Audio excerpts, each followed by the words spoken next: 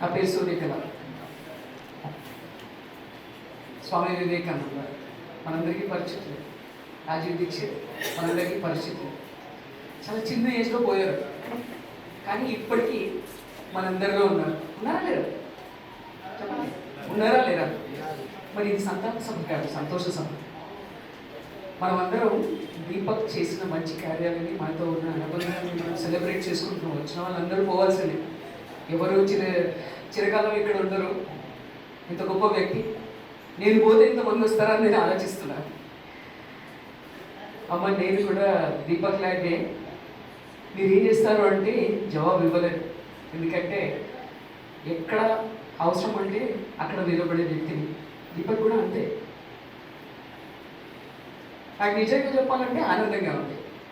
ఇంతమంది స్నేహితులని, శ్రేయోభిలాషులని, ఇంతమందిని మంచి చేయడం వైపు ఆకర్షితం, ప్రేరేపితం చేసిన అలాంటి వ్యక్తి, గొప్ప వ్యక్తి మనం సెలబ్రేట్ చేసుకోవాలి దీపక్ జీవితాన్ని. ఈ ప్రేరణని లేకే ముందుకు తీసుకెళ్ళాలి. వారి అమ్మగారు నాకు పరిచయం లేదు.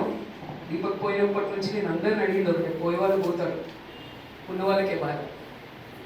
వారిని పరిచయం చేయండి. నేను ఉండేది వారి ఇంటి దగ్గరే.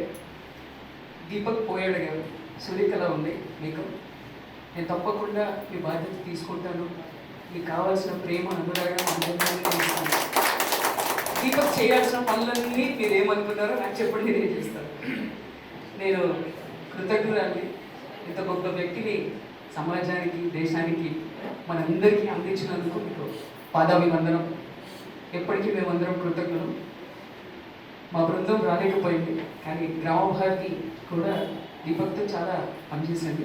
నాకు దీపక్ ఒక స్నేహితుడు అయినా కూడా రైతుల విషయంలో వచ్చేసరికి మేమందరం కలిసికట్టుగా ఒక కుటుంబంలాగా పనిచేస్తాం. మొన్ననే కొన్ని నెలల క్రితం గోగుల్ పౌండ్తో తీసుకెళ్ళాడు మన ఇంటికి వచ్చి. అందరికీ పంచుదాం అని చాలా పెద్ద ఎత్తున పనిచేద్దాం అనుకున్నాం. సరే, తన ప్రేరణతో ఆ పనిని పూర్తి చేద్దాం. మీ అందరి సహకారం ఉంటుందని ఆశిస్తాను. ధన్యవాదాలు.